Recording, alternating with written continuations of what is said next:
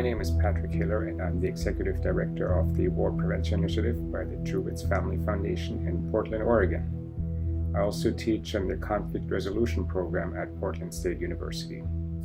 I consider myself a peace scientist, that is, examining the causes of war and conditions for peace. And one of my primary objectives is to contribute to the prevention and ending of all wars.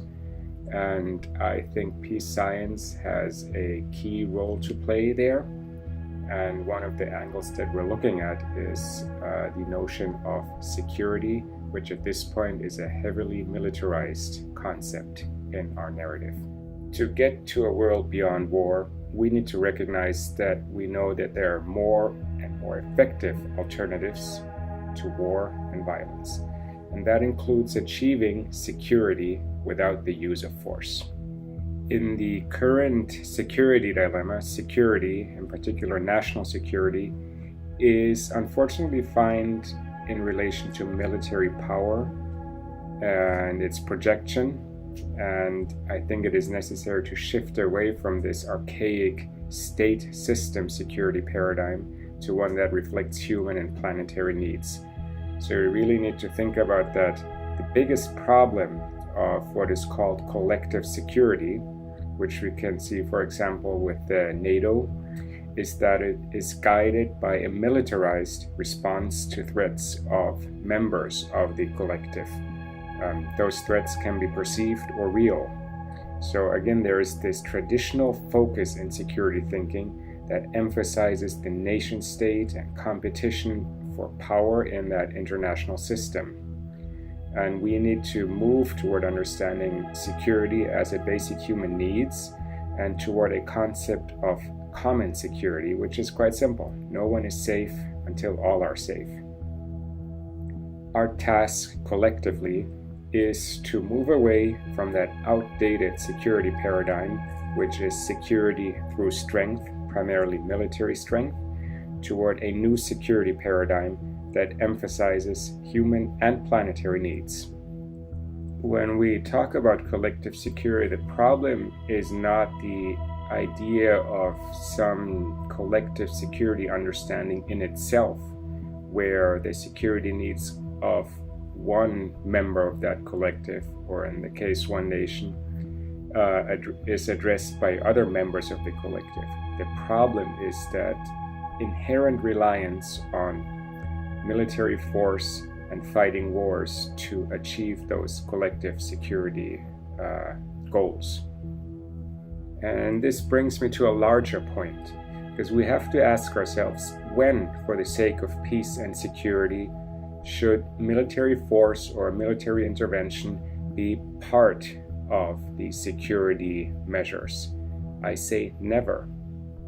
Let me also make one thing very clear. When I talk about common security and no one is safe until all are safe, I do not come from a perspective of some kind of naive pacifism and the idea of can't we all get along. I am talking about a very strong field of practice, of research, increasingly professionalized, where we have an exhaustive list of viable, nonviolent alternatives to any form of war, any form of collective or political violence. We have the whole field of conflict resolution. We know enough about good governments. We know about enhancing the role of women in peace and security. We know about human rights. We know about public advocacy, nonviolent civil resistance. We have proof how effective it is.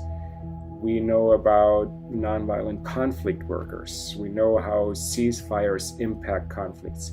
So the point is, we collectively, we know what works. And when we talk about common security, we know how to achieve it.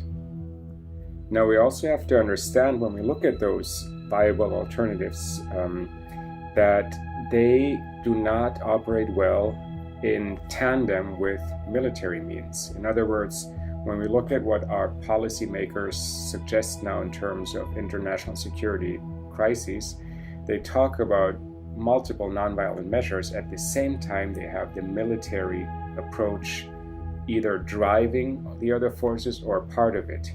This cannot work together. The military option needs to be taken off the table so that the other means can actually do the work we know that is effective. We will at some point be confronted with a situation of atrocities being committed.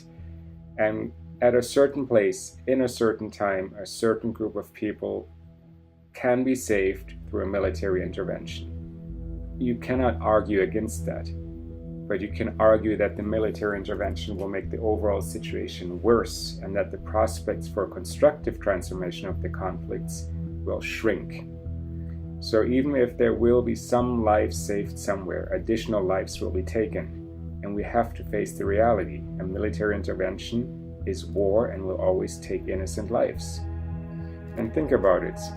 We collectively, humanity, we have said never again, unfortunately, too often, and we will be in that same situation. And we will be in a situation where an outside intervention is necessary. But we need to make sure that this is not a military intervention. Late historian Howard Zinn stated, in between war and passivity, there are 1,000 possibilities. And this is what we actually know now. With the advances in our field in theory and practice, we know all those possibilities. We know how they work. So if we don't use them, it is not because they're not available. There's often no political will and certainly a strong, dominant war system that is embedded in many societies, where the go-to solution to problems is military force. Who do we arm? Where do we bomb to resolve this conflict? Instead of, let's look at our toolbox of nonviolent alternatives and see how they can be best implemented in a given context. But I do want to make a case for thinking about how we collectively in the public talk about security. What our understanding of security is. We need to change the language and the understanding of what security is. Let me step back here. There is no military solution. This cannot be solved militarily. The solution has to be political. I'm sure you've heard that many times, and I agree with it all. Yet, those exact same phrases are commonly used to justify wars or military interventions. So this is where we have to follow a new path. And this is where language comes in. We have to stick to, well, if there is no military solution, what are the alternatives? Get in the experts who understand these alternatives. If you look at who the experts in the media are, they are not the ones who understand all the viable nonviolent alternatives to military solution.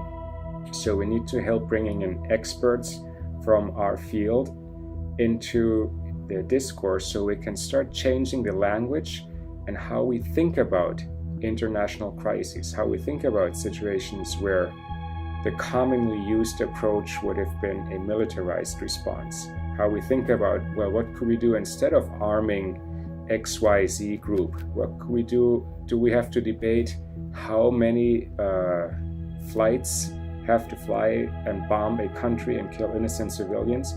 Or can we think about, well, how can we address some of the immediate issues and how can we address the root causes to constructively transform a conflict that we're looking at? At World Beyond War, we have thought a lot about, how do we address our main cause in terms of security, and the book we put out, Alternative Global Security System, we chose that really because we want to appropriate the language of security for what we think it really means. And what can we do and how do we do it? I am also an educator and I place very high emphasis on education. Quite frankly, if we do not have good information, good education out there, then we're stepping into some kind of vacuum that goes back to, well, I wish we wouldn't have war. So I think the importance is to be relentless in informing and educating about all the alternatives we have when we're faced with security issues. And I hope with a lot of more information and education on what we collectively know now about viable alternatives to war and violence, we can contribute to a decrease in war support. In fact, there is a study that has shown if the public is made aware of alternatives to war, they are less likely to support it.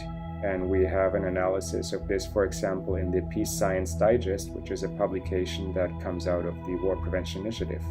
I also think we should be very open to people who are passionate about some of the issues, but are not necessarily full-time, long-term activists who want to give a little time, who want to get a little bit more informed, who want to know what are the smaller things I can do. Well, there are many smaller things, and I think in this overall study guide they will be shown, but from a standpoint of the security dilemma that is being discussed in this segment, I believe the importance is to show that the concept of common security is real, that is based on a very real list of viable alternatives to war and violence, and that we need to inform our friends, our neighbors, our media, our elected officials about those and support organizations that work in that area.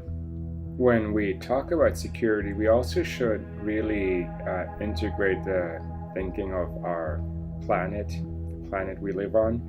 And as historian Ken Schiffert wrote in his book From War to Peace, there is an increasingly growing global trend of planetary loyalty. That is where people see themselves as citizens of the globe with a common need to protect themselves as people, but also the global ecosystem. And I think a common security concept is one that does not go at the expense of others and not at the expense of the planet. And there can be a lot of traction right now. I think the environmental consciousness has grown on a global level, although there are some setbacks currently in the United States, but we shouldn't be taken back by that, but really encouraged by that growing environmental consciousness and connect the dots in a more meaningful way. And I also see that World Beyond War is being a leader in that role. The old security paradigm, security through strength, is really embedded in that still dominating war system. So what we can achieve if we really initiate more peace systems thinking, peace systems action, we can start creating that counterframe to this security dilemma and really get to common security. No one is safe until all are safe.